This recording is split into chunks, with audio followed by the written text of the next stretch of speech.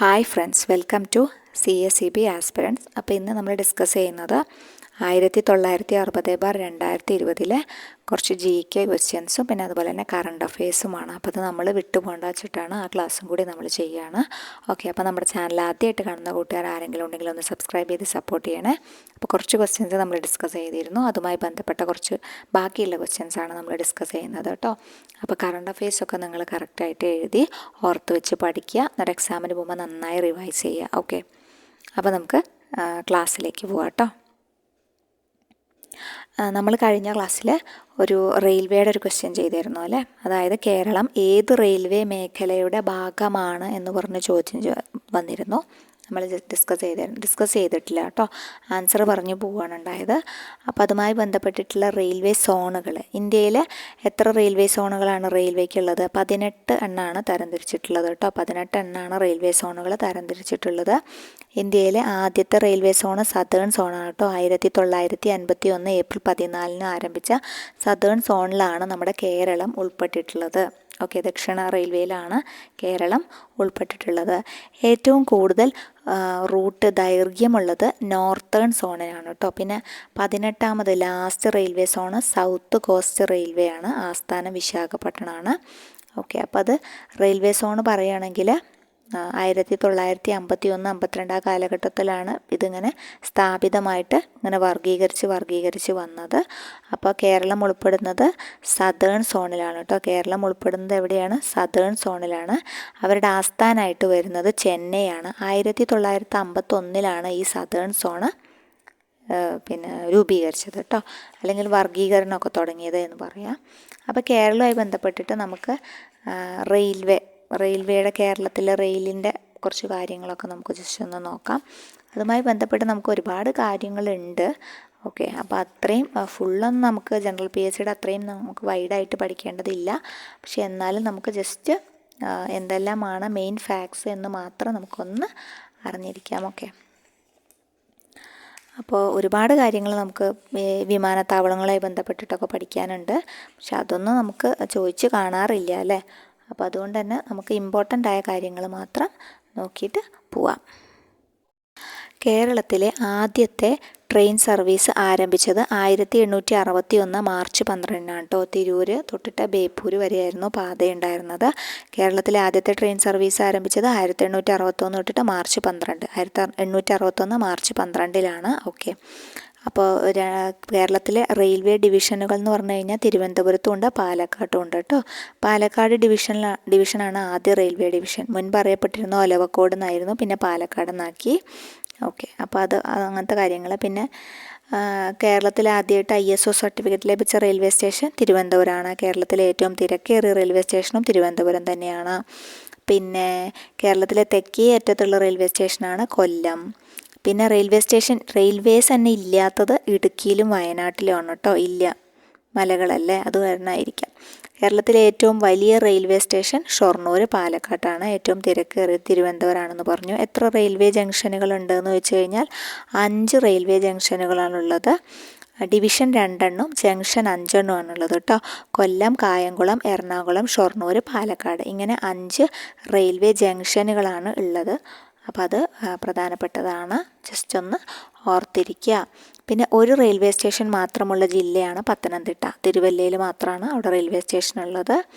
കേരളത്തിലെ ആദ്യ electric train പാത ഒക്കെ എറണാകുളം ഷൊർണൂർ വരെയാണുള്ളത്. അപ്പോൾ അങ്ങനത്തെ കാര്യങ്ങൾ. പിന്നെ പ്രധാനപ്പെട്ട റെയിൽവേ മന്ത്രിമാരായിരുന്ന മലയാളികൾ. ജോൺ മത്തായി ആയിരുന്നു കേട്ടോ സ്വതന്ത്ര ഇന്ത്യയിലെ ആദ്യത്തെ റെയിൽവേ മലയാളി മന്ത്രിയായിരുന്നു. അപ്പോൾ മലയാളി കൂടിയാണ്, അതുകൊണ്ട് ഓർത്തു വയ്ക്കണം. പിന്നെ സ്വതന്ത്ര ഇന്ത്യയിലെ ആദ്യത്തെ റെയിൽവേ ബജറ്റ് അവതരിപ്പിച്ചതും ജോൺ മത്തായി തന്നെയാണ്. പിന്നെ കേന്ദ്രമന്ത്രിയായ രണ്ടാമത്തെ മലയാളി എന്ന് പറഞ്ഞു കഴിഞ്ഞാൽ പനമ്പിള്ളി ഗോവിന്ദ മേനോനാണ് കേട്ടോ. പനമ്പിള്ളി ഗോവിന്ദ മേനോനാണ് പിന്നെ രണ്ടാമത്തെ ആയിട്ടുള്ളത്. പിന്നെ പ്രധാനപ്പെട്ടതെന്ന് പറയാനുള്ളത് കേരളത്തിലെ പാലങ്ങളൊന്ന് നോക്കി വയ്ക്കാം. മാർത്താണ്ഡവർമ്മ പാലം ആലുവ, ഗോശ്രീ പാലം കൊച്ചി, മട്ടാഞ്ചേരി പാലം കൊച്ചി, ചമ്രവട്ടം പാലം മലപ്പുറം, വള്ളംകുളം പാലം പത്തനംതിട്ട, വരാപ്പുഴ പാലം എറണാകുളം. അപ്പോൾ കേരളത്തിലെ ഏറ്റവും പഴയ തൂക്കുപാലം ചോദിക്കാറുണ്ട്, പുനലൂരാണ് കേട്ടോ. പുനലൂരാണ്. 1877 കൊല്ലത്താണ് ഈ പുനലൂർ ഉള്ളത്. ഓക്കെ, അപ്പോൾ അങ്ങനത്തെ കാര്യങ്ങളൊക്കെ ഒന്ന് ജസ്റ്റ് ഓർത്തിരിക്കുക കേട്ടോ. ഓക്കെ, അപ്പോൾ നമുക്ക് അടുത്ത ചോദ്യത്തിലേക്ക് പോവാം. പരിസ്ഥിതി കേസുകൾ കൈകാര്യം ചെയ്യുന്നത് ആര്? ഓപ്ഷൻ എ മലിനീകരണ നിയന്ത്രണ ബോർഡ്, ഓപ്ഷൻ ബി ജില്ലാ magistrate, option C green tribunal, option D ഇവയൊന്നുമല്ല. അതായത് പരിസ്ഥിതി കേസുകൾ ആരാണ് കൈകാര്യം ചെയ്യുന്നതെന്നാണ്. ഗ്രീൻ ട്രൈബ്യൂണലാണ് കേട്ടോ. ഗ്രീൻ ട്രൈബ്യൂണലാണ് പരിസ്ഥിതി കേസുകൾ കൈകാര്യം ചെയ്യുന്നത്. പരിസ്ഥിതി കാര്യങ്ങൾക്കായിട്ട് ഇന്ത്യയിലെ പ്രത്യേക കോടതിയാണ് ദേശീയ ഹരിത ട്രൈബ്യൂണൽ. ആസ്ഥാനം എവിടെയാണ്? ന്യൂഡൽഹിയാണ് കേട്ടോ. പരിസ്ഥിതി കാര്യങ്ങൾക്കായി ഇന്ത്യയിലെ പ്രത്യേക കോടതിയാണ് ദേശീയ ഹരിത ട്രൈബ്യൂണൽ. ആസ്ഥാനം ന്യൂഡൽഹിയാണ്. നിലവിലെ അധ്യക്ഷൻ ആരാണ്? പ്രകാശ് ശ്രീവാസ്തവയാണ് കേട്ടോ. നിലവിലെ അധ്യക്ഷൻ പ്രകാശ് ശ്രീവാസ്തവ. ഇതിൻ്റെ ആക്ട് നിലവിൽ വരുന്നത് 2010 ഓക്കെ. പിന്നെ ഹരിത ട്രൈബ്യൂണൽ ആക്ടിന് ശേഷം നിലവിൽ വരുന്നത് 2010 ഒക്ടോബർ 18 അപ്പോൾ ഓർത്ത് വയ്ക്കുക. ഹരിത ട്രൈബ്യൂണൽ, ഗ്രീൻ ട്രൈബ്യൂണൽ എന്ന നിലവിൽ വരുന്നത് 2010 ഒക്ടോബർ 18 ഭരണഘടനയുടെ ആർട്ടിക്കിൾ 21 പ്രകാരമാണ് ഇത് സ്ഥാപിച്ചിട്ടുള്ളത്. പ്രഥമ അധ്യക്ഷൻ, ആദ്യത്തെ അധ്യക്ഷൻ ആരാണ്? ലോകേശ്വർ സിംഗ് പാണ്ഡെയാണ് കേട്ടോ. ലോകേശ്വർ സിംഗ് പാണ്ഡെയാണ് ആദ്യത്തെ അധ്യക്ഷൻ എന്ന് പറയുന്നത്. ഓക്കെ. അപ്പോൾ പരിസ്ഥിതി കേസുകൾ കൈകാര്യം ചെയ്യുന്നത് ഗ്രീൻ ട്രൈബ്യൂണലാണ്. ആസ്ഥാനം ന്യൂഡൽഹിയാണ്. പരിസ്ഥിതി കാര്യങ്ങൾക്കായിട്ട് പ്രത്യേക കോടതിയുള്ള മൂന്നാമത്തെ രാജ്യമാണ് ഇന്ത്യ. നിലവിലെ അധ്യക്ഷൻ പ്രകാശ് ശ്രീവാസ്തവയാണ്. ആക്ട് വരുന്നത് 2010 ഡേറ്റ് 2010 ഒക്ടോബർ 18 വരുന്നത്. ഓക്കെ. ഇത്രയും കാര്യങ്ങളാണ് നമ്മുടെ ഗ്രീൻ ട്രൈബ്യൂണലുമായിട്ട് പറയാനുള്ളത്. ഓക്കെ. ഇനി അടുത്ത ചോദ്യത്തിലേക്ക് പോവാം. ഇന്ത്യയിലെ ആദ്യത്തെ ഭൂരഹിതർ ഇല്ലാത്ത ജില്ല കണ്ണൂരാണ് കേട്ടോ. ഇന്ത്യയിലെ ആദ്യത്തെ ഭൂരഹിതർ ഇല്ലാത്ത ജില്ല കണ്ണൂരാണ്. കണ്ണൂർ ജില്ല സ്ഥാപിതമായ വർഷം 1957 ജനുവരി 1 ഇന്ത്യയിൽ 100% പ്രാഥമിക വിദ്യാഭ്യാസം നേടിയ ആദ്യ ജില്ല കണ്ണൂരാണ്. കണ്ടൽക്കാടുകൾ കൂടുതലുള്ള ജില്ലയാണ്. കശുവണ്ടി ഉൽപ്പാദനം കൂടുതലുള്ള ജില്ല കണ്ണൂരാണ്. സ്ത്രീ പുരുഷാനുപാതം കൂടുതലുള്ള ജില്ല കണ്ണൂരാണ്. ഏറ്റവും കൂടുതൽ കടൽത്തീരമുള്ള കേരളത്തിലെ ജില്ലയും കണ്ണൂർ തന്നെ. കേരളത്തിൻ്റെ മാഞ്ചസ്റ്റർ എന്നറിയപ്പെടുന്ന ജില്ലയാണ്. തറികളുടെയും തിറകളുടെയും നാട് എന്നറിയപ്പെടുന്നു. തെയ്യങ്ങളുടെ നാട്. പൈതൽ മല സ്ഥിതി ചെയ്യുന്നതും പുരളിമല സ്ഥിതി ചെയ്യുന്നതും കണ്ണൂർ ജില്ലയിലാണ്. 1940 മൊറാഴ സമരം നടന്നത് കണ്ണൂരാണ്. പിന്നെ 1946 കരിവെള്ളൂർ സമരം നടന്നതും ഇവിടെ തന്നെയാണ്. ഓക്കെ. കേരളത്തിലെ ഏക കൻ്റോൺമെൻറ്റായ ഏഴിമല നാവിക അക്കാദമി സ്ഥിതി ചെയ്യുന്നതും കണ്ണൂരാണ്. ഇന്ത്യയിലെ ആദ്യത്തെ ഭൂരഹിതർ ഇല്ലാത്ത ജില്ലയാണ്. പഴയ കാലത്ത് നൗറ എന്ന് വിളിച്ചിരുന്നു കേട്ടോ. പഴശ്ശി ഡാം സ്ഥിതി ചെയ്യുന്നത് കണ്ണൂർ വളപട്ടണം പുഴയിലാണ്. കേരളത്തിൻ്റെ വടക്കേ അറ്റത്തുള്ള വന്യജീവി സങ്കേതം ആറളം സ്ഥിതി ചെയ്യുന്നതും കണ്ണൂർ തന്നെയാണ്. ദക്ഷിണ വാരാണസി എന്നറിയപ്പെടുന്ന കൊട്ടിയൂർ ക്ഷേത്രം സ്ഥിതി ചെയ്യുന്നതും കണ്ണൂരാണ്. പിന്നെ രണ്ടാം ബർദോളി എന്നറിയപ്പെടുന്ന സ്ഥലമാണ് പയ്യന്നൂർ. കേരളത്തിൻ്റെ ഉപ്പു സത്യാഗ്രഹത്തിൻ്റെ പ്രധാനപ്പെട്ടൊരു വേദിയായിരുന്നു പയ്യന്നൂർ എന്ന് പറഞ്ഞത്. പിന്നെ മാഹി, കണ്ണൂർ ജില്ലയുടെയും കോഴിക്കോട് ജില്ലയുടെ അതിർത്തിയിൽ സ്ഥിതി ചെയ്യുന്ന ഫ്രഞ്ചുകാരാണ് കേട്ടോ മാഹീനെ കൈവശം വെച്ചിരുന്നത്. അപ്പോൾ ഫ്രഞ്ച് കോളനി ഏതാണെന്ന് ചോദിച്ചു കഴിഞ്ഞാൽ മാഹിയാണ്. മയ്യഴിയുടെ കഥാകാരൻ എന്നറിയപ്പെടുന്നത് ആരാണ്? എം മുകുന്ദൻ. മയ്യഴി ഗാന്ധി എന്നറിയപ്പെടുന്നത് MK കുമാരൻ മാസ്റ്റർ. കരിവെള്ളൂർ കർഷക സമരത്തിൻ്റെ വർഷം 1946. ഓക്കെ. 100% സാക്ഷരത കൈവരിച്ച ആദ്യ പഞ്ചായത്താണ് ഓക്കെ കരിവെള്ളൂർ.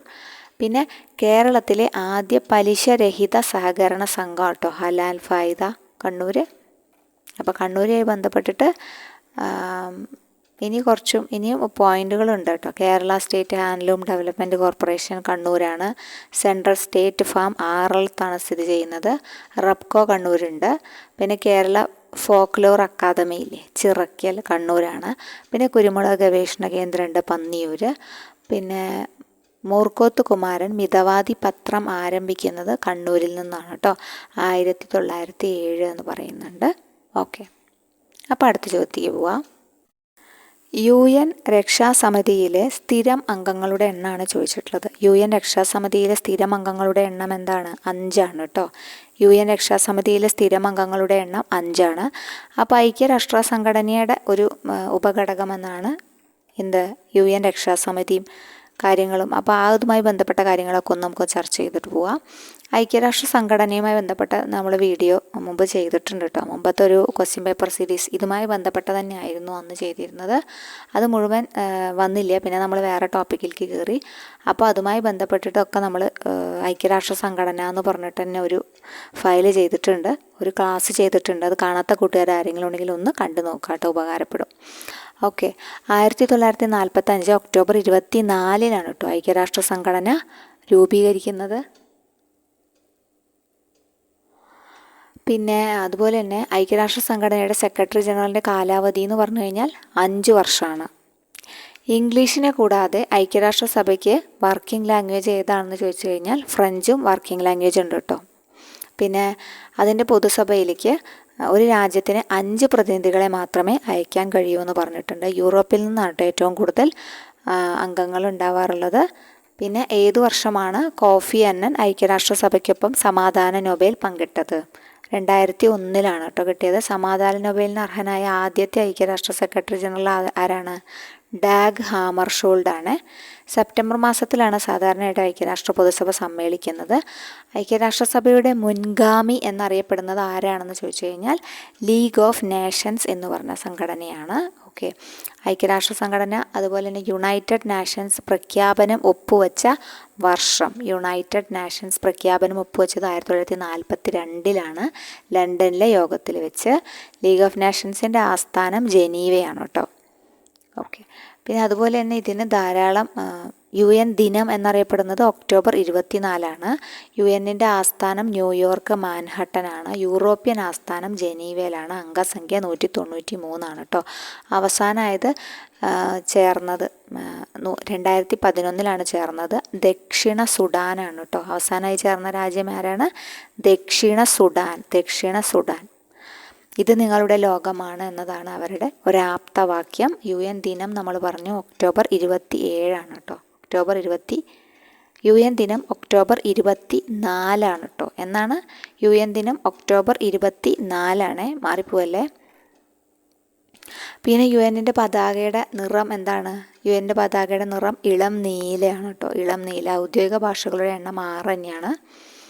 പിന്നെ പ്രധാന ഘടകമാണ് ഈ പൊതുസഭ, രക്ഷാസമിതി, അതുപോലെ തന്നെ സാമ്പത്തിക സാമൂഹിക സമിതി, അന്താരാഷ്ട്ര നീതിന്യായ കോടതി, പിന്നെ പരിരക്ഷണ സമിതി, അങ്ങനെ കുറേ കാര്യങ്ങളെക്കുറിച്ച് പറഞ്ഞിട്ടുണ്ട്. അപ്പോൾ നിങ്ങൾക്ക് സമയമുള്ള ആരെങ്കിലും ഉണ്ടെങ്കിൽ ആ ഒരു വീഡിയോ കൂടി ഒന്ന് ജസ്റ്റ് കണ്ടു നോക്കുക. അപ്പോൾ കുറച്ചും കൂടി ഫാക്ട്സൊക്കെ അതിൽ ഒരുപാട് കിടക്കണുണ്ട് കേട്ടോ. ഓക്കെ, അപ്പോൾ നമുക്ക് അടുത്ത ചോദ്യത്തിലേക്ക് പോവാം. കേന്ദ്ര ആസൂത്രണ കമ്മീഷന് പകരം വന്ന സംവിധാനം ഏതു പേരിൽ അറിയപ്പെടുന്നു എന്നാണ് അടുത്ത ചോദ്യം വന്നിട്ടുള്ളത് കേട്ടോ. കേന്ദ്ര ആസൂത്രണ കമ്മീഷന് പകരം വന്ന സംവിധാനം ഏതു പേരിലാണ് അറിയപ്പെടുന്നത്? നീതി ആയോഗാണ് അല്ലേ. നീതി ആയോഗാണ്. കേന്ദ്ര ആസൂത്രണ കമ്മീഷനായിരുന്നു പണ്ടുണ്ടായിരുന്നത്, പിന്നെ അത് മാറ്റിയിട്ട് നീതി ആയോഗാക്കി. അപ്പോൾ ഫോം ചെയ്ത വർഷം 1 ജാനുവരി 2015 1 ജാനുവരി 2015 ഫോം ചെയ്ത ഇയർ, ഡേറ്റും പ്രധാനമായിട്ട് ഓർത്ത് വയ്ക്കണം. 1 ജാനുവരി 2015 പ്ലാനിംഗ് കമ്മീഷനെ എടുത്ത് മാറ്റിയിട്ടാണ് അതിന് പകരമാണ് ഇത് വന്നിട്ടുള്ളത് കേട്ടോ. ഗവൺമെൻറ് ഓഫ് ഇന്ത്യ ആണ് ചെയ്തത്. ഫുള്ളാണ് അതിൻ്റെ പ്രവർത്തന പരിധി വരുന്നത്. ഹെഡ് ക്വാർട്ടേഴ്സ് ന്യൂഡൽഹിയിലാണ്. പിന്നെ ചെയർപേഴ്സൺ എന്ന് വെച്ച് കഴിഞ്ഞാൽ ഹെഡിൽ ആരാണ്? നരേന്ദ്രമോദിയാണ് കേട്ടോ. പ്രൈം മിനിസ്റ്ററാണ് വരിക. പിന്നെ അത് കഴിഞ്ഞിട്ട് വൈസ് ചെയർപേഴ്സണായിട്ട് വരുന്നത് സുമൻ ബേരിയാണ്. പിന്നെ BVR സുബ്രഹ്മണ്യമാണ് CEO ആയിട്ട് വരുന്നത് കേട്ടോ. BVR സുബ്രഹ്മണ്യമാണ് CEO ആയിട്ട് വരുന്നത്. മിനിസ്ട്രി ഓഫ് പ്ലാനിങ്ങിൻ്റെ കൺട്രോളിലാണ്. പാരൻ്റൽ ഗവൺമെൻറ് ഏജൻസി ആയിട്ടാണ് ഇത് വർക്ക് ചെയ്യുന്നതെന്ന് പ്രത്യേകം ഓർത്തിരിക്കുക. അപ്പോൾ വർഷം ഒന്നും കൂടി പറയാം. 1 ജാനുവരി 2015 ന്യൂഡൽഹിയാണ് ആസ്ഥാനമായിട്ട് വരുന്നത്. നരേന്ദ്രമോദിയാണ് ചെയർപേഴ്സൺ. അത് കഴിഞ്ഞാൽ സുമൻ ബേരി ഉണ്ട് വൈസ് ചെയർപേഴ്സണായിട്ട്. പിന്നെ BVR സുബ്രഹ്മണ്യനാണ് ഇപ്പോഴത്തെ CEO ആയിട്ട് വർക്ക് ചെയ്യുന്നത്. ഓക്കെ, അപ്പോൾ ഇത്രയും കാര്യങ്ങൾ പ്രധാനമായിട്ട് ഓർത്തു വയ്ക്കണം. അപ്പോൾ അടുത്ത ചോദ്യം, ബാലവേല നിരോധനം സംബന്ധിച്ച ഭരണഘടനയുടെ അനുച്ഛേദം ഏത്? അപ്പോൾ ആർട്ടിക്കിൾ 40 ഉണ്ട്, ആർട്ടിക്കിൾ 41 ഉണ്ട്, പിന്നെ 14, 24 കൊടുത്തിട്ടുണ്ട് കേട്ടോ.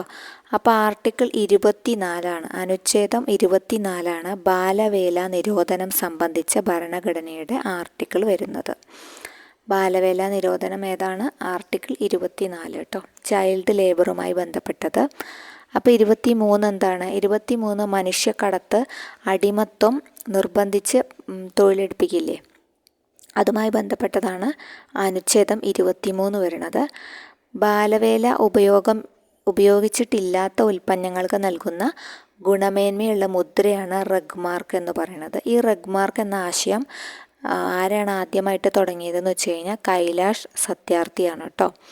റഗ് മാർക്ക് ഇപ്പോൾ അറിയപ്പെടുന്നത് ഗുഡ് വീവ് എന്നാണ് കേട്ടോ. ഗുഡ് വീവ് എന്നാണ്. കൈലാഷ് സത്യാർത്ഥിക്ക് 2014 മലാലയോടൊപ്പം സമാധാനത്തിനുള്ള നൊബേൽ സമ്മാനമൊക്കെ ലഭിക്കുകയുണ്ടായി. ഓക്കെ, അതിന് വേണ്ടിയിട്ട് അദ്ദേഹം ഒരു സംഘടനയാണ് ബച്പൻ ബച്ചാവോ ആന്തോളൻ എന്ന് പറഞ്ഞത്. ഓക്കെ, ഒരു ചിൽഡ്രൻസിൻ്റെ ഫൗണ്ടേഷനാണ് കേട്ടോ. പിന്നെ ലോകത്താകമാനം ബാലവേല വിരുദ്ധ ദിനമായിട്ട് എന്നാണ് ആചരിക്കുന്നതെന്ന് വെച്ച് കഴിഞ്ഞാൽ ജൂൺ 12 കേട്ടോ. ജൂൺ 12. അപ്പോൾ ആർട്ടിക്കിൾ 23 മനുഷ്യക്കടത്ത്, അടിമത്വം, നിർബന്ധിച്ച് തൊഴിലെടുപ്പിക്കൽ ഇതിനെയൊക്കെ നിരോധിക്കുന്നതാണ്. ആർട്ടിക്കിൾ 24 ബാലവേല നിരോധനം. അപ്പോൾ ആർട്ടിക്കിൾ 25 എന്താണ്?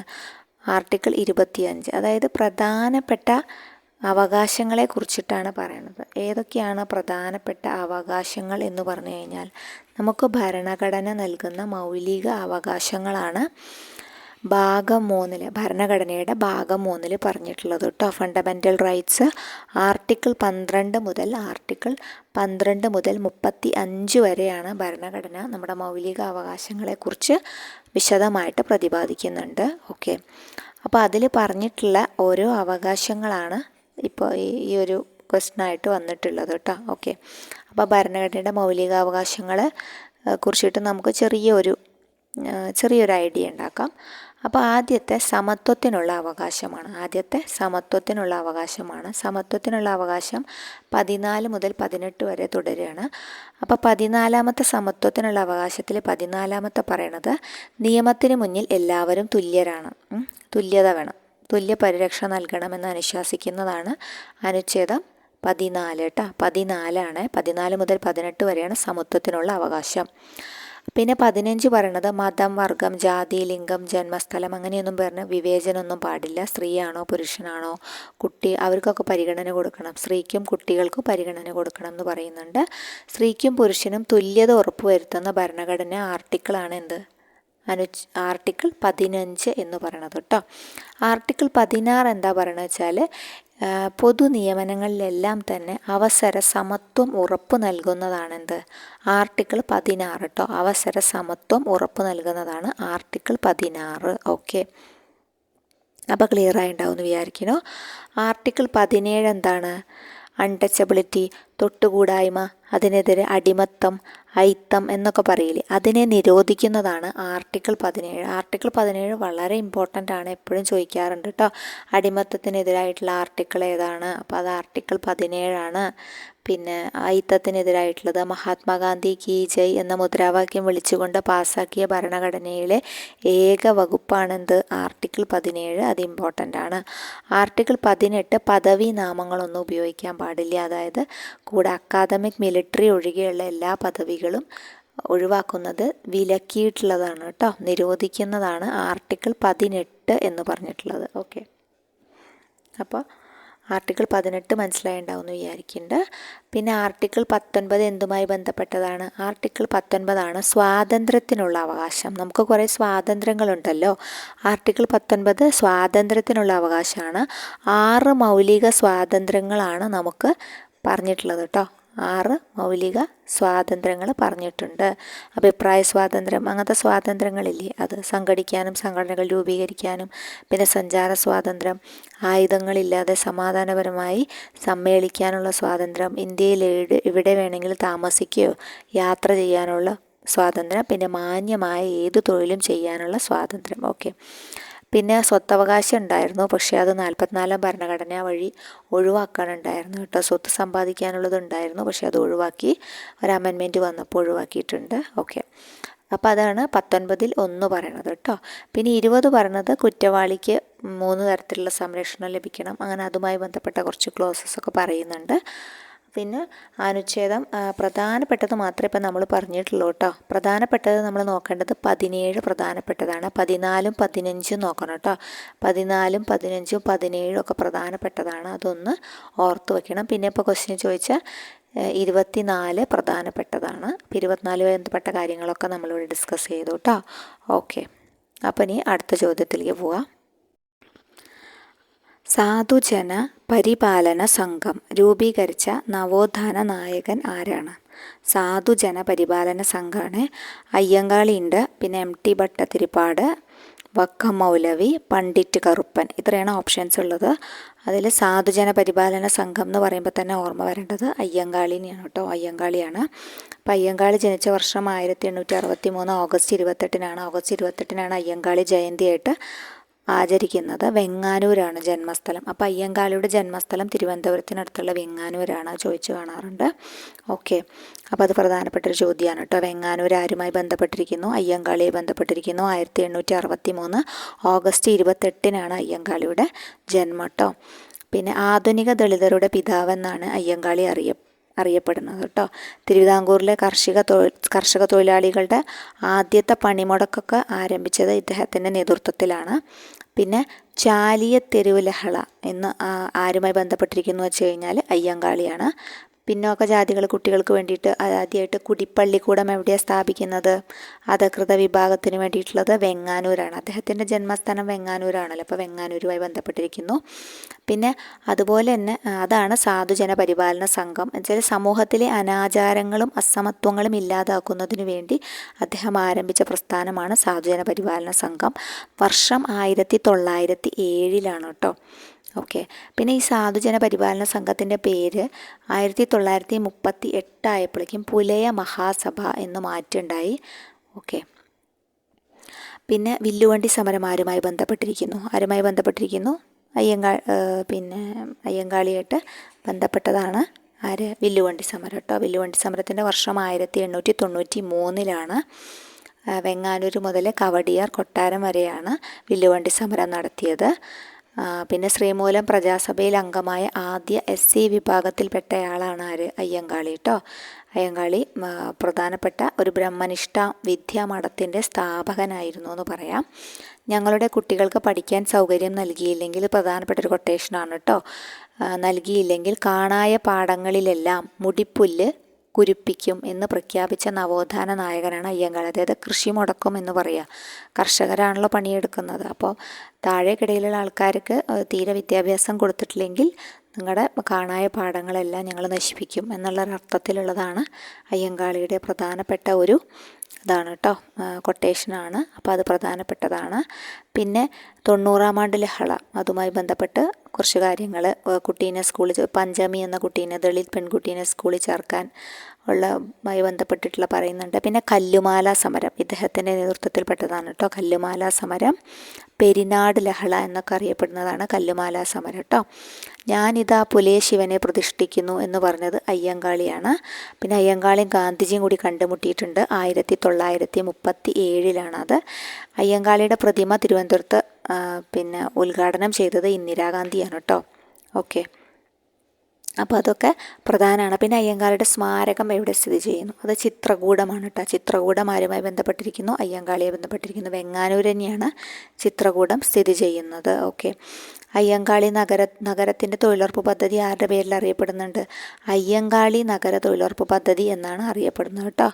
കേരള പട്ടികജാതി വികസന വകുപ്പിൻ്റെ ആസ്ഥാനം, അതിൻ്റെ പേരും എന്താണ്? അയ്യങ്കാളി ഭവൻ എന്നാണ് തിരുവനന്തപുരത്ത് സ്ഥിതി ചെയ്യുന്ന ഒരു സ്ഥാപനം കേട്ടോ. പുലയരാജ എന്നറിയപ്പെടുന്ന നവോത്ഥാന നായകനാണ് അയ്യങ്കാളി. പുലയരുടെ രാജാവ് എന്ന് വിശേഷിപ്പിച്ചത് ഗാന്ധിജിയാണ് കേട്ടോ. ഇന്ത്യയുടെ മഹാനായ പുത്രൻ എന്ന് അയ്യങ്കാളിയെ വിശേഷിപ്പിച്ചത് ആരാണ്? ഇന്ദിരാഗാന്ധിയാണ് കേട്ടോ. ഓക്കെ, അപ്പോൾ ഇതൊക്കെ പ്രധാനപ്പെട്ടതാണ്. കേരള സ്പാർട്ടസ് എന്നറിയപ്പെടുന്ന നവോത്ഥാന നായകൻ, കേരള സ്പാർട്ടക്കസ് എന്നറിയപ്പെടുന്നതാണ് അയ്യങ്കാളി എന്ന് പറയാം. അപ്പോൾ ഇതൊക്കെ അയ്യങ്കാളിയെ ബന്ധപ്പെട്ട കാര്യങ്ങളാണ്. അപ്പോൾ ഓരോ നവോത്ഥാന നായകർ വരുമ്പോൾ നമുക്ക് അതുമായി ബന്ധപ്പെട്ട പ്രധാനപ്പെട്ട പോയിന്റുകളൊക്കെ ഒന്ന് ഓർത്തിട്ട് പോവാം. ഓക്കെ, അപ്പോൾ അടുത്ത ചോദ്യത്തിലേക്ക് പോവാം. കേരളത്തിലെ ആദ്യ ഗവർണർ. ഓപ്ഷൻസ് നോക്കാം. വി ഗിരി, പിന്നെ പി രാമചന്ദ്രൻ, ജ്യോതി വെങ്കിടാചലം, ബി രാമകൃഷ്ണ റാവു എന്നതാണ് ഓപ്ഷൻസ് കേട്ടോ. അപ്പോൾ കേരളത്തിലെ ആദ്യ ഗവർണർ ആരാണ്? ബി രാമകൃഷ്ണ റാവു ആണ് കേരളത്തിലെ ആദ്യ ഗവർണർ എന്ന് പറയുന്നത് കേട്ടോ.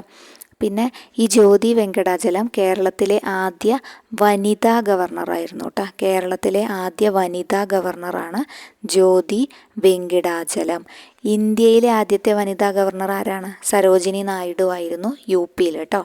സരോജിനി നായിഡു ആണ് യു പിയിൽ ഇന്ത്യയിലെ ആദ്യ വനിതാ ഗവർണർ എന്ന് പറയുന്നത് കേട്ടോ. സംസ്ഥാന തിരഞ്ഞെടുപ്പ് കമ്മീഷണർ നിയമിക്കുന്നത് ഗവർണറാണ്. സംസ്ഥാന തിരഞ്ഞെടുപ്പ് കമ്മീഷണറെ നീക്കം ചെയ്യുന്നത് പ്രസിഡൻ്റാണ് കേട്ടോ. ഓക്കെ, അപ്പോൾ ഗവർണർ ശരിക്കും കേന്ദ്ര ഗവൺമെൻറ്റിൻ്റെ പ്രതിനിധിയായിട്ടാണ് സംസ്ഥാനങ്ങളിൽ ഭരണം നടത്തുന്നത്. എന്താണ് യോഗ്യത എന്ന് പറഞ്ഞു കഴിഞ്ഞാൽ ഇന്ത്യൻ സിറ്റിസൺ ആയിരിക്കണം, 35 വയസ്സ് പൂർത്തിയായിരിക്കണം കേട്ടോ. എങ്ങനെ? ഇന്ത്യൻ സിറ്റിസൺ ആയിരിക്കണം, 35 വയസ്സ് പൂർത്തിയായിരിക്കണം. ഗവർണറെക്കുറിച്ച് പ്രതിപാദിക്കുന്ന ഭരണഘടനയുടെ ആർട്ടിക്കിള് 153 ആണ് കേട്ടോ. ഓക്കെ, പിന്നെ ഒരാൾക്ക് ഒന്നിലധികം സംസ്ഥാനങ്ങളുടെ ഗവർണർ പദവി വഹിക്കാവുന്നതാണ്. ഗവർണറെ നിയമിക്കുന്നത് ആരാണ്? പ്രസിഡൻ്റാണ്. നീക്കം ചെയ്യുന്നതും പ്രസിഡൻ്റ് തന്നെയാണ് കേട്ടോ. ഓക്കെ, അപ്പോൾ ഗവർണറുടെ സാധാരണ കാലാവധി 5 വർഷമാണ്. രാജിക്കത്ത് ആർക്കാ കൊടുക്കുക? പ്രസിഡൻറ്റിനാണ് കൊടുക്കുക. ആരാണോ അപ്പോയിൻറ്റ് ചെയ്യുന്നത് അവർക്ക് തന്നെയാണ് രാജിക്കത്ത് കൊടുക്കുക. മുഖ്യമന്ത്രിയെ നിയമിക്കുന്നതും ആര് തന്നെയാണ്? ഗവർണർ തന്നെയാണ് കേട്ടോ. ഒക്കെ മുഖ്യമന്ത്രിയുടെ ഉപദേശപ്രകാരമാണ് മറ്റു മന്ത്രിമാരെ തീരുമാനിക്കുന്നത്. ഓക്കെ, അപ്പോൾ അത് അങ്ങനത്തെ പ്രധാനപ്പെട്ട കാര്യങ്ങളൊക്കെ ഓർത്തിരിക്കുക. ഓർഡിനൻസ് പുറപ്പെടുവിക്കുക, അങ്ങനത്തെ അധികാരമൊക്കെ ഭരണഘടനാ വകുപ്പ് 213 പ്രകാരം ആർക്കുണ്ട്? ഗവർണർക്കുണ്ട് കേട്ടോ. ജില്ലാ ജഡ്ജിമാരെ നിയമിക്കുന്നതും ഗവർണറാണ്. അഡ്വക്കേറ്റ് ജനറലിനെ നിയമിക്കുന്നതും ആര് തന്നെയാണ്? ഗവർണർ തന്നെയാണ് കേട്ടോ. പിന്നെ നമ്മുടെ സംസ്ഥാനത്തെ പബ്ലിക് സർവീസ് കമ്മീഷൻ ചെയർമാനെയും അംഗങ്ങളെ നിയമിക്കുന്നത് പ്രസിഡൻ്റാണ്, ഗവർണർ അല്ല കേട്ടോ. സംസ്ഥാനത്തെ നമ്മൾ PSCയുടെ ചെയർമാനെയും അതുപോലെ തന്നെ അംഗങ്ങളെയും ഒക്കെ നിയമനം ആരാണ്? നിയമനം ഗവർണറാണെങ്കിലും നീക്കം ചെയ്യുന്നതാണ് പറഞ്ഞു കേട്ടോ. പ്രസിഡൻ്റാണ് നീക്കം ചെയ്യുന്നത് കേട്ടോ. സംസ്ഥാന പബ്ലിക് സർവീസ് കമ്മീഷൻ ചെയർമാനെയും അംഗങ്ങളെയും നീക്കം ചെയ്യുന്നതാണ് പ്രസിഡൻ്റ്. നിയമനം ആര് തന്നെയാണ്? ഗവർണർ തന്നെയാണ്. ജില്ലാ ജഡ്ജിമാരും അഡ്വക്കേറ്റ് ജനറലും ഒക്കെ നിയമനം ഗവർണർ തന്നെയാണ് കേട്ടോ. ഓക്കെ, അപ്പോൾ ഇപ്പോൾ ഇതുവരെ ആരായിരുന്നു? ആരിഫ് മുഹമ്മദ് ഖാൻ ആയിരുന്നു അല്ലേ. പക്ഷേ ഇപ്പോൾ അടുത്ത് ഒരു ചേഞ്ച് വന്നിട്ടുണ്ട്. അപ്പോൾ ക്വസ്റ്റ്യൻ പേപ്പറിൽ നോക്കുക, ഇദ്ദേഹത്തിൻ്റെ പേരുണ്ടോ അതോ ആരിഫ് മുഹമ്മദ് ഖാൻ്റെ പേരാണോ ഉള്ളത് എന്ന് അഥവാ ചോദ്യം വന്നിട്ടുണ്ടെങ്കിൽ. ഇപ്പോൾ ഉള്ളത് രാജേന്ദ്ര വിശ്വനാഥ് ആർലേക്കർ ആയിരുന്നു അല്ലേ. ഇപ്പോൾ ജനുവരി 2-നാണ് ചാർജ് ചെയ്തത്. 2025 ജനുവരി 2-നാണ് അദ്ദേഹം ചുമതലയേറ്റത്. അപ്പോൾ നമുക്ക് പറയാൻ പറ്റില്ല. അപ്പോൾ നമ്മൾ രണ്ടുപേരും ഓർത്തിരിക്കുക കേട്ടോ. ഓക്കെ, ആദ്യത്തെ ആരിഫ് മുഹമ്മദ് ഖാൻ ആയിരുന്നു, അദ്ദേഹം സ്ഥാനമൊഴിഞ്ഞു. ഇപ്പോൾ പകരം ആരാണ്? രാജേന്ദ്ര വിശ്വനാഥ് ആർലേക്കറാണ്. ഓക്കെ, പിന്നെ രാജ്ഭവനിലാണ് അവരുടെ റെസിഡൻസ് എന്ന് പറയുന്നത്. രാജ്ഭവനാണ് കേട്ടോ, കേരള, തിരുവനന്തപുരം. പിന്നെ അപ്പോൾ അതുമായി ബന്ധപ്പെട്ട പ്രധാനപ്പെട്ടത്. പിന്നെ ഇപ്പോൾ ഇദ്ദേഹത്തിന് ഈ ആരിഫ് മുഹമ്മദ് ഖാൻ്റെ മുമ്പേ ആരായിരുന്നു? പി സദാശിവമായിരുന്നു. പിന്നെ അതിന് മുന്നേ ഷീല ദീക്ഷിതായിരുന്നു. പിന്നെ അതിന് മുമ്പേ നിഖിൽ കുമാർ ആയിരുന്നു. അപ്പോൾ അത് വെറുതെ പറഞ്ഞു എന്നേ ഉള്ളൂ കേട്ടോ. ഓക്കെ, അതുമായി ബന്ധപ്പെട്ട കാര്യങ്ങൾ നമുക്ക് അത്രയൊക്കെയാണ് ഓർത്തിരിക്കാനുള്ളത്. കേരളത്തിലെ ആദ്യ വനിതാ ഗവർണറിനെ ഒന്ന് ഓർക്കണം കേട്ടോ, ജ്യോതി വെങ്കടാചലം. പിന്നെ ഇന്ത്യയിലെ ആദ്യ വനിതാ ഗവർണർ സരോജിനി നായിഡു. അപ്പോൾ ഫസ്റ്റത്തെ ആളാരായിരുന്നു? പി രാമകൃഷ്ണ റാവു കേട്ടോ. പിന്നെ വി ഗിരി കേരളത്തിൻ്റെ ഗവർണറായിട്ട് പ്രവർത്തിച്ചിട്ടുണ്ട് കേട്ടോ. ഓക്കെ, അപ്പോൾ ഗവർണറുമായി ബന്ധപ്പെട്ട കാര്യങ്ങൾ ഇത്രയാണ് നമുക്ക് ബേസിക്കായിട്ട് പറയാനുള്ളത്. ഓക്കെ, അപ്പോൾ നമുക്ക് അടുത്ത ചോദ്യം നോക്കാം. ഇന്ത്യയിലെ ഏറ്റവും ചെറിയ കേന്ദ്രഭരണ പ്രദേശം ഏതെന്നാണ് അടുത്ത ചോദ്യം. ഇന്ത്യയിലെ ഏറ്റവും ചെറിയ കേന്ദ്രഭരണ പ്രദേശം ഓപ്ഷൻസ്: പുതുച്ചേരി ഉണ്ട്, ആൻഡമാൻ നിക്കോബാർ ദ്വീപുണ്ട്, ലക്ഷദ്വീപുണ്ട്, ചണ്ഡീഗഡ് ഉണ്ട് കേട്ടോ. അപ്പോൾ ഉത്തരമായിട്ട് വരുന്നത് ഏതാണ്? ലക്ഷദ്വീപാണ് കേട്ടോ. ലക്ഷദ്വീപാണ് ഇന്ത്യയിലെ ഏറ്റവും ചെറിയ കേന്ദ്രഭരണ പ്രദേശമായി അറിയപ്പെടുന്നത്. ലക്ഷദ്വീപാണ്. പിന്നെ 16-ാം നൂറ്റാണ്ടിൽ ചിറക്കൽ രാജവംശത്തിൻ്റെ നിയന്ത്രണത്തിലായിരുന്നു കേട്ടോ ലക്ഷദ്വീപ് ഉണ്ടായിരുന്നത്. പിന്നെ അറക്കൽ രാജവംശവും ലക്ഷദ്വീപിൽ ഭരണം നടത്തിയിരുന്നു. ലക്ഷദ്വീപിൽ ഇസ്ലാം മതം ആണ് പ്രചരിപ്പിച്ചത്. സെയിൻറ്റ് ഉബൈദുള്ള എന്ന് പറഞ്ഞിട്ടുള്ള ഒരു വ്യക്തിയായിരുന്നു. പിന്നെ അതുപോലെ തന്നെ ബ്രിട്ടീഷ് കോളനി ആയിരുന്നു കേട്ടോ ലക്ഷദ്വീപ്. ഓക്കെ, ബ്രിട്ടീഷ് കോളനി ആയിരുന്നു. ലക്ഷദ്വീപിൻ്റെ തലസ്ഥാനം എന്താ അറിയപ്പെടുന്നത്? കവറത്തിയാണ് കേട്ടോ. നമ്മൾ പഴയ ന്യൂസൊക്കെ വായിക്കുമ്പോൾ കവറത്തി എന്ന് പറയണേക്കാം. ഓക്കെ, ആദ്യം കോഴിക്കോടായിരുന്നു കേട്ടോ. പിന്നെ കവറത്തിയിലേക്ക് അതിൻ്റെ ഭരണകേന്ദ്രം മാറ്റുകയായിരുന്നു. മലയാളം ഔദ്യോഗിക ഭാഷയാണ് കേട്ടോ. അങ്ങനെയുള്ളൊരു കേന്ദ്രഭരണ പ്രദേശമാണ് ലക്ഷദ്വീപ്. പിന്നെ അതുപോലെ തന്നെ 2011 സെൻസസ് പ്രകാരം സാക്ഷരത ഏറ്റവും കൂടുതലുള്ള കേന്ദ്രഭരണ പ്രദേശമാണ്. 91.8% സാക്ഷരത കേട്ടോ. അപ്പോൾ അത് വളരെ പ്രധാനപ്പെട്ടൊരു പോയിൻ്റാണ്. പിന്നെ അറബിക്കടലിൽ സ്ഥിതി ചെയ്യുന്ന കേന്ദ്രഭരണ പ്രദേശം ഏതാണെന്ന് ചോദിച്ചു കഴിഞ്ഞാൽ ലക്ഷദ്വീപാണ്. ബംഗാൾ ഉൾക്കടലിൽ സ്ഥിതി ചെയ്യുന്നത് ചോദിച്ചു കഴിഞ്ഞാലോ അത് ആൻഡമാൻ നിക്കോബാർ ആണ് കേട്ടോ. അറബിക്കടലിൽ സ്ഥിതി ചെയ്യുന്നത് ലക്ഷദ്വീപും ബംഗാൾ ഉൾക്കടലിൽ സ്ഥിതി ചെയ്യുന്ന കേന്ദ്രഭരണ പ്രദേശം ചോദിച്ചു കഴിഞ്ഞാൽ ആൻഡമാൻ നിക്കോബാർ ദ്വീപുകളുമാണ്. കുറച്ച് വോട്ടർമാർ മാത്രമുള്ള കേന്ദ്രഭരണ പ്രദേശമാണ് ലക്ഷദ്വീപ്. പട്ടികജാതിക്കാർ വളരെ കുറവാണ് കേട്ടോ. ഏറ്റവും കുറഞ്ഞ കേന്ദ്രഭരണ പ്രദേശമാണ് ലക്ഷദ്വീപ്. ഓക്കെ, അപ്പോൾ ലക്ഷദ്വീപിൽ 36 ദ്വീപുകളാണുള്ളത്. അതിൽ ജനവാസമുള്ളത് 10 എണ്ണമാണ് കേട്ടോ. 36 ദ്വീപുകളുണ്ടെങ്കിലും ജനവാസമുള്ളത് 10 എണ്ണം മാത്രമേ ഉള്ളൂ. പിന്നെ ലക്ഷദ്വീപിന് ഏത് ഹൈക്കോടതിയാണെന്ന് വെച്ച് കഴിഞ്ഞാൽ നമ്മുടെ കേരള ഹൈക്കോടതിയുടെ പരിധിയിൽ തന്നെയാണ് ലക്ഷദ്വീപിലെ കേസുകളൊക്കെ വരിക. ഓക്കെ, അവർക്ക് സമാന്തരമായിട്ടൊരു നിയമസഭയോ അല്ലെങ്കിൽ അങ്ങനെയൊന്നും ഇല്ല. ഒരു ലോക്സഭാ മണ്ഡലം മാത്രമാണ് ലക്ഷദ്വീപിന് ഉള്ളത് കേട്ടോ. ഓക്കെ, ഒരു ലോക്സഭാ മണ്ഡലം മാത്രമാണ് ആർക്കുള്ളത്? ലക്ഷദ്വീപിന് ഉള്ളത്. പിന്നെ അപ്പോൾ അതൊക്കെ ഒന്ന് ഓർത്തിരിക്കുക കേട്ടോ. ലക്ഷദ്വീപിൽ ഈ മത്സ്യബന്ധനമാണ് കൂടുതലും ഉള്ളത്. ലക്ഷദ്വീപിനോട് അടുത്ത് സ്ഥിതി ചെയ്യുന്നത് മാലിദ്വീപാണ് കേട്ടോ. മാലിദ്വീപാണ്. പിന്നെ പുതുച്ചേരിനെ കുറിച്ച് പറയുകയാണെങ്കിൽ ഫ്രഞ്ചുകാരുടെ കോളനി ആയിരുന്നു പുതുച്ചേരി എന്ന് പറയാം. ഫ്രഞ്ച് ഭാഷ സംസാരിക്കുന്ന ആൾക്കാരാണ് അവിടെ കൂടുതലും. കേന്ദ്രഭരണ പ്രദേശമാണ് കേട്ടോ. കോളനി ആയതുകൊണ്ട് തന്നെ 1954 ഈ പുതുച്ചേരി എവിടെ ചേരുന്നത്? ഇന്ത്യൻ യൂണിയനിൽ ചേരുകയാണ് ഉണ്ടായത് കേട്ടോ. ഓക്കെ, പുതുച്ചേരിയുടെ തലസ്ഥാനം പുതുച്ചേരി എന്ന് തന്നെയാണ്. പുതിയ നഗരം എന്നർത്ഥം വരുന്ന പുതുച്ചേരി എന്ന് തന്നെയാണ് കേട്ടോ പിന്നെ അറിയപ്പെടുന്നത്. പിന്നെ അരിക്കമേട് എന്ന് പറഞ്ഞ സ്ഥലം കേന്ദ്രഭരണ പ്രദേശം എവിടെയാണ്? പുതുച്ചേരിയിലാണ് സ്ഥിതി ചെയ്യുന്നതെന്ന് ഓർത്തിരിക്കുക. അപ്പോൾ ഇതൊക്കെയാണ് പുതുച്ചേരിയെക്കുറിച്ചും പിന്നെ അതുപോലെ തന്നെ ഏറ്റവും ചെറിയ കേന്ദ്രഭരണ പ്രദേശമായ ലക്ഷദ്വീപിനെ കുറിച്ചും നമുക്ക് ഓർത്തു വയ്ക്കാനുള്ളത്. ഓക്കെ, അപ്പോൾ നമുക്ക് അടുത്ത ചോദ്യത്തിലേക്ക് പോകാം. റിട്ട് അധികാരമുള്ള കോടതി ഏത് എന്നാണ് അടുത്ത ചോദ്യം. സെഷൻ കോടതിയാണോ, മജിസ്ട്രേറ്റ് കോടതിയാണോ, ജില്ലാ കോടതിയാണോ, ഹൈക്കോടതിയാണോ? ഹൈക്കോടതിയിലാണ് നമ്മൾ റിട്ടുകളൊക്കെ സമർപ്പിക്കുന്നത് അല്ലേ. അപ്പോൾ ഹൈക്കോടതിയാണ് റിട്ടുമായി ഹേബിയസ് കോർപ്പസ് കൊടുത്തു എന്നൊക്കെ പറഞ്ഞു കേട്ടിട്ടില്ലേ. അപ്പോൾ അതേപോലെ ഹൈക്കോടതിയാണ് റിട്ട് അധികാരമുള്ള കോടതി എന്ന് അറിയപ്പെടുന്നത്. പിന്നെ അടുത്ത ചോദ്യം വന്നിരിക്കുന്നത് സംസ്ഥാന മനുഷ്യാവകാശ കമ്മീഷൻ്റെ ചെയർമാൻ ആരാണെന്നാണ്. ഓപ്ഷൻസ് കൊടുത്തിട്ടുണ്ട്. ജസ്റ്റിസ് JB കോശി, അതുപോലെ തന്നെ justice KT Thomas, justice Antony Dominic, justice KG Balakrishnan അങ്ങനെ കൊടുത്തിട്ടുണ്ട്.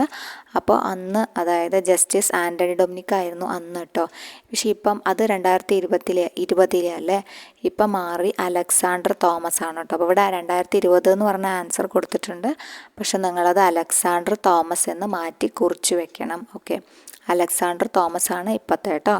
ഓക്കെ, അപ്പം നമ്മൾ ഈ GK ക്വസ്റ്റ്യൻസ് ആണ് നമ്മൾ കഴിഞ്ഞ ക്വസ്റ്റ്യൻ പേപ്പർ ആയിരുന്നു 1960 2020 ബാക്കി എല്ലാം നമ്മൾ ഡീറ്റെയിൽഡ് ആയിട്ട് ഡിസ്കസ് ചെയ്തതാണ്. അപ്പോൾ GK പാർട്ട് നമ്മൾ ഡിസ്കസ് ചെയ്യാതെ ഇട്ടായിരുന്നു.